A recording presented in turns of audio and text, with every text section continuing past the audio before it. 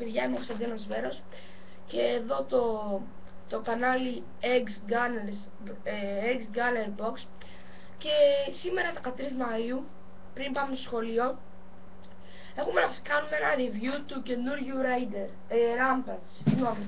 Το Rampage δεν είναι πολύ καινούριο βέβαια, αλλά σας κάνω το review και να ξέρετε όσοι θέλετε να το πάρετε. Ωραία, το Rampage είναι ένα όπλο το οποίο είναι πολύ καλό και φωνικό όπλο για Nerf Wars, γιατί είναι πάρα πολύ γρήγορο.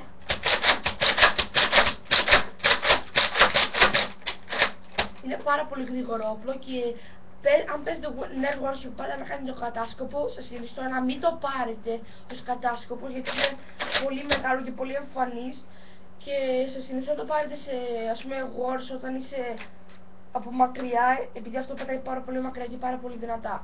Οπότε, ξεκινάμε με το καλά του. Το Rampage έχει ένα μεγάλο γεμιστήρα, ο οποίος χωράει 25 σφαίρες, αλλά δεν πειράζει. Είναι κάτι σαν το αντίγραφο του Raider, απλώς έχει μικρότερο γεμιστήρα. Αυτό είναι ένα από τα πράγματα που δεν έχει. Και έχει το διαφορετικό στόκ από πίσω, διαφορετικό στόκ εδώ. Το διαπεριμέτε, το διαφορετικό στόκ εδώ. Εδώ αυτό το πράγμα. Το οποίο είναι πάρα πολύ ωραίο όπλο και σας συνιστώ να το αγοράσετε, αν θέλετε να το αγοράσετε, εσείς που θέλετε. Και είναι ένα από τα όπλα τα οποία είναι λίγο ακριβούτσικα, δεν είναι ακριβά βασικά, κάνουν 35 ευρώ όπως το κάνουν 40. Εγώ το πήρα από το Jumbo, αν θέλετε να το βρείτε, το Jumbo. Εγώ μένω στη Θεσσαλονίκη, οπότε το πήρα από το Jumbo της Θεσσαλονίκης. Εσείς μπορείτε να βρείτε το Long Strike, το Raider και όλα αυτά στο Μουστάκα της Θεσσαλονίκης, που είναι δίπλα στο Jumbo που άνοιξε μόλις τώρα, που είναι στα κλειστά McDonald's. Ωραία, σας δίνω και πληροφορίες, να το όπλο. Επειδή κάποιοι που κάνουν unboxing και εγώ θέλω να πάρω αυτά τα guns, δεν δηλούν τις διευθύνσεις και εγώ θέλω να σας βοηθήσω περισσότερο. Οπότε, να το όπλο, πολύ ωραίο όπλο. Και ας το αφήσουμε αυτό. Θα πάμε σε ένα άλλο όπλο που μου αρέσει πολύ. Είπατε. Μου αρέσει πολύ το Nerf Barrel Break EX2. Αυτό το όπλο είναι ένα όπλο που είναι κάτι σαν shotgun, καθώς βλέπετε εδώ έχει κομμένη κάνη. Δηλαδή αν το δείτε από εδώ έχει κομμένη κάνη. Είναι σαν παλιό κομμένη κάνη. Είναι Nerf Strike, δεν είναι Nerf Elite και είναι ένα όπλο το οποίο παρόλο που είναι shotgun πετάει μακριά σφαίρες του, έχει δύο χώρους για σφαίρες, οπότε μπορεί να πετάσει και δύο σφαίρες. Και επίσης είναι πολύ εύκολο στη χρήση. Δηλαδή είναι πολύ εύκολο να το κουβαλάς μαζί με την υπερβολά σου. Όμως, αν κουβαλάς αυτό δεν μπορείς να κουβαλάς ένα άλλο όπλο, καθώς και αυτό είναι μεγάλο και το άλλο θα είναι μεγαλύτερο φόρο, σίγουρα.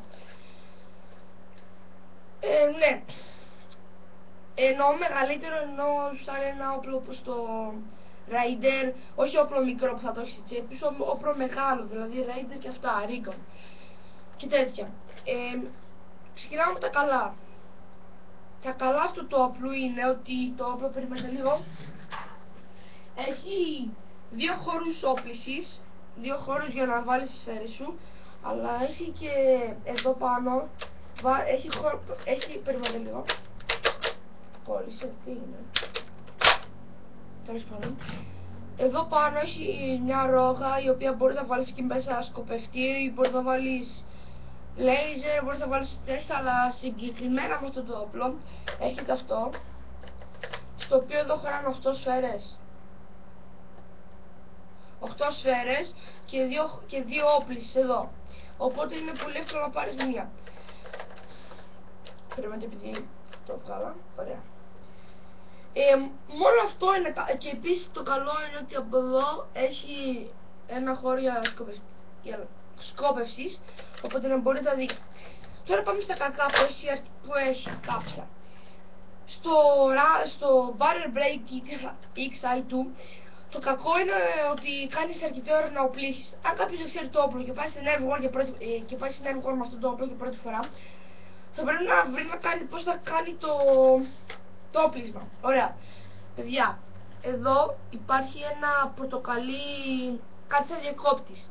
Το πας κάτω το πας κάτω και αυτό θα πάει μπροστά. Κοιτάξτε, θα πάει μπροστά και μπορείτε να το τραβήξετε. Όταν το τραβήξετε θα το πάτε κάτω μέχρι να ακούσετε ένα τσακ. Θα ακούσετε το τσακ. Τότε θα πάρετε μια σφαίρα από το γκάν σας, θα το βάλετε εδώ, θα πάτε πάνω και θα το βάλετε ξανά μέσα όπως ήταν. Τότε είσαι έτοιμοι να πυροβολήσετε. Ωραία.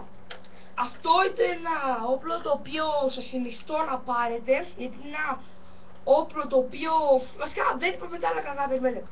Εδώ κάτω δεν έχει διαμονή για να βάλεις ακόμα μια σφαίρα, επειδή έχει αρκετές λίγες σφαίρες όλα μαζί, οπότε εδώ πρέπει να έχει κάτι. Και επίσης είναι πολύ βολικό όπως σας είπα, αλλά εδώ κάτω φαίνεται άσχημο γιατί έχει αυτό το βαθμούλαμα προς τα μέσα. Ωραία, αυτό ήταν το review του Barrel Break και ελπίζω να σας άρεσε.